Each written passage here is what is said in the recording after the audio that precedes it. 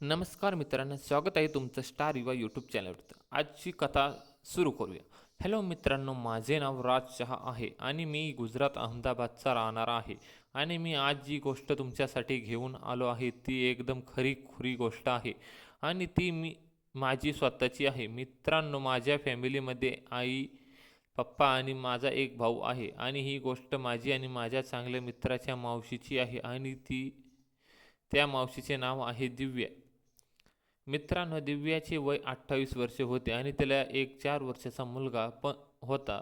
तिचा पती एका प्रायव्हेट कंपनीमध्ये नोकरी करत होता आणि त्याची चक्कर त्याच्या ऑफिसच्या एका मुलीबरोबर चालू होती आणि त्यामुळे तो दिव्या मावशीची जास्त काळजी घेत नव्हता आणि तो त्याच्या मुलाची पण काही काळजी घेत नव्हता आणि एवढे कमी असले म्हणून दिव्या मावशीला हात लावला होता. गोष्टीला 7 महिने झाले होते आणि मग मित्रांनो, दिव्या पण शेवटी एक स्त्री होती आणि मन होते, शिवाय कशी राहू शकते. पण तिने अजूनपर्यंत तिची मर्यादा सोडली नव्हती. आणि मग एक दिवस अचानक तिचा पती घरी आला आणि तिला दिव्याला मावशीला सांगून टाकले की तो लवकरच तिला तलाक देऊन टाकणार आहे. आणि मग दिव्या मावशी त्याच्या तोंडून हे शब्द ऐकून वेड्यासारखी झाली होती. आणि मग तिच्या बहिणीला म्हणजे विजयच्या आईचे स्मिता आंटीला फोन केला आणि सर्व खरी गोष्ट तिला सांगितली.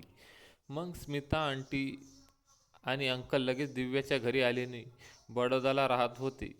आणि मग स्मिता आणि अंकल दिव्या मावशीच्या पतीला खूप काही समजाले, पण तो काही पण ऐकायला तयार नव्हता.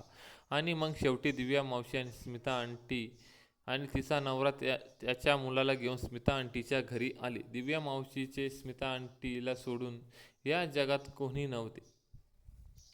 मित्रांनो, आता मी तुम्हाला विजय विषयी सांगतो. मी आणि विजय 12वी पासून बरोबर आहोत.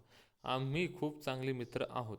विजयच्या घरामध्ये त्याचे आई वडील आणि एक बहीण आहे जी आता सासरी असते. विजयच्या वडिलांचा कापडाचा होलसेल बिझनेस आहे आणि विजय पण त्यांच्याबरोबर काम करतो. मित्रांनो, विजयचे आई आणि वडील मला त्यांच्या मुलासारखे समजत होते आणि त्यामुळे मी त्यांच्या घरच्या मनासारखा होतो आणि त्या सर्वांना माझ्यावर खूप विश्वास आहे.